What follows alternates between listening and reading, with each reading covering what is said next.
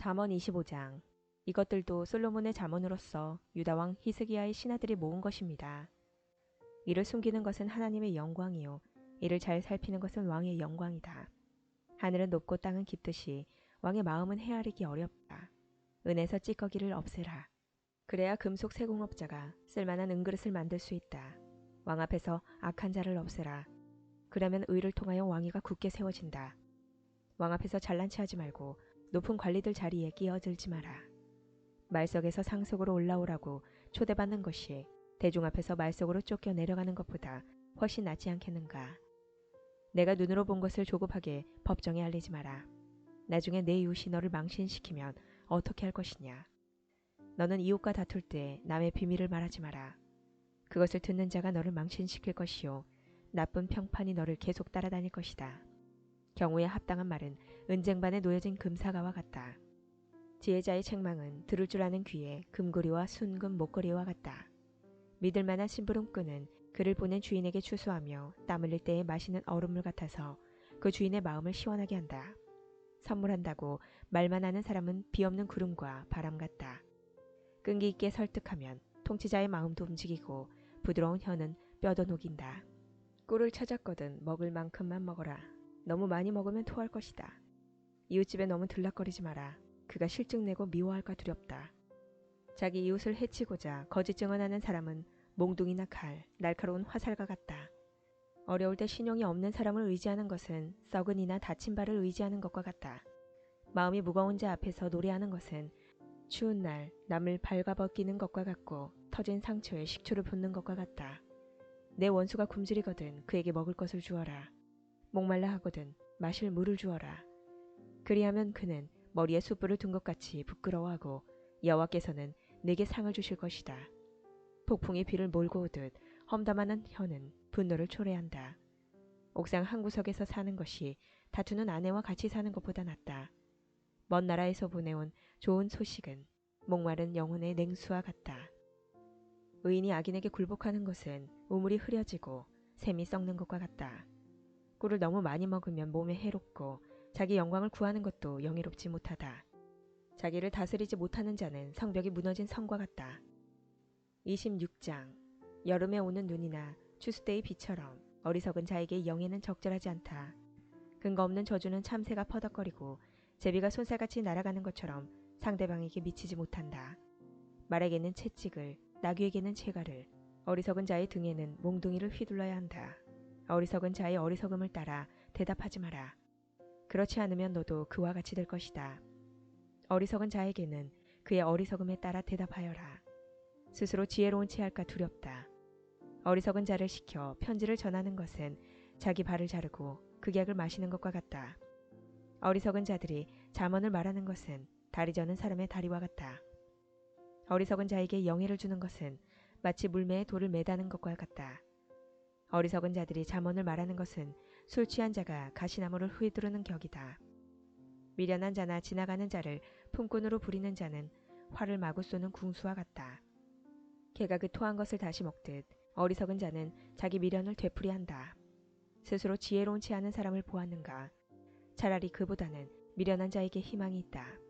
게으른 자는 사나운 사자가 길에 있으니 가지 않겠다고 말한다. 문짝이 돌적이를 따라 돌듯 게으름뱅이는 침대에서만 뒹군다.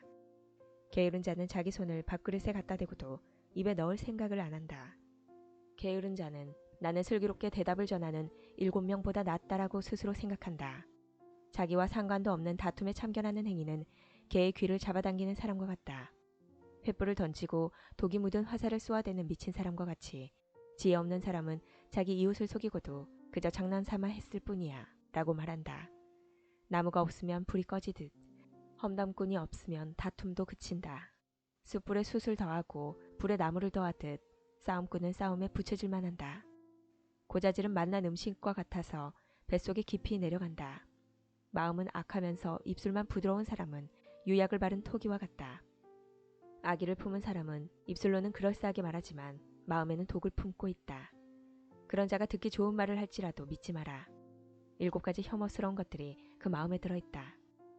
그의 악의가 교묘하게 숨겨져 있다 해도 그의 악한 생각이 회중 앞에서 드러날 것이다. 함정을 파는 자는 자신이 그곳에 빠질 것이요 돌을 굴리는 자는 그 돌에 치일 것이다. 거짓말하는 혀는 상대를 미워하고 아첨하는 입은 상대를 파멸로 이끈다. 27장. 내일을 자랑하지 마라. 오늘 무슨 일이 일어날지 누가 알 것인가. 타인이 너를 칭찬하기는 해도 내 입으로는 하지 마라. 돌도 무겁고 모래도 무겁지만 바보가 주는 모욕은 이것보다 더 무겁다. 분노는 잔인하고 화는 사람을 삼키지만 질투처럼 파괴적이지는 않다. 면전에서 책망하는 것이 숨겨진 사랑보다 낫다. 친구가 주는 상처들은 믿음에서 난 것이지만 원수는 입 맞추고 배반한다. 배부른 사람은 꿀도 싫지만 배고픈 자에게는 쓴 것도 달다. 자기 고향을 떠난 사람은 둥지를 떠나 떠도는 새와 같다. 향유나 향이 마음을 기쁘게 하듯이 친구의 충심 어린 조언이 마음을 포근하게 해준다. 너의 친구든지 아버지의 친구든지 아무도 버리지 말며 위급할 때 형제의 집에 가지 마라. 가까운 이웃이 멀리 있는 형제보다 낫다. 내 아들아, 부디 지혜를 깨우쳐서 내 마음을 기쁘게 해다오. 그리하면 나를 경멸하는 자에게 내가 할 말이 있을 것이다. 슬기로운 자는 위험을 보면 피하지만 미련한 자는 제 발로 들어가 화를 자초한다. 타인을 위해 보증하는 사람의 의복을 취하여라. 다른 지방 사람을 위해 보증 섰다면 꼭 그 사람을 잡아두어라. 이른 아침에 큰 소리로 이웃에게 인사하는 것은 저주하는 말처럼 들린다. 비 오는 날에 연달아 떨어지는 물방울이나 다툰 잘하는 여인은 마찬가지이다. 그런 여자를 다스리는 것은 손바닥으로 태풍을 막으려는 것과 같고 손으로 기름을 움켜잡으려는 것과 같다. 쇠는 쇠에 갈아야 날카롭게 되듯이 사람은 사람에게 부딪혀야 다듬어진다. 무화과 나무를 재배하는 자는 그 열매를 먹고 자기 주인을 잘 섬기는 자는 영예를 얻는다. 얼굴이 물에 비치듯 사람의 마음도 다른 사람에게 비친다. 무덤과 죽음이 만족하는 법이 없듯이 사람의 눈도 만족할 줄을 모른다. 도가니로 은을, 풀무로 금을 연단하듯 사람은 칭찬을 통해 시험을 받는다. 미련한 사람을 절구에 넣고 공이로 곡식 찢듯 찧어도 그의 미련은 벗겨지지 않는다. 내 양떼의 형편을 잘 살피고 내 소떼도 잘 돌보아라. 재물은 오래가지 않고 면류관은 대대로 물려지지 않는다. 풀을 베면 다시 싹이 나니 언덕 여기저기에서 꼴을 얻을 수 있다. 양떼는 옷 지을 털을 주고 염소떼는 밭을 살 만한 돈을 준다. 염소 젖은 넉넉하여 너와 내 가족, 너의 여종들이 모두 먹고도 남을 것이다.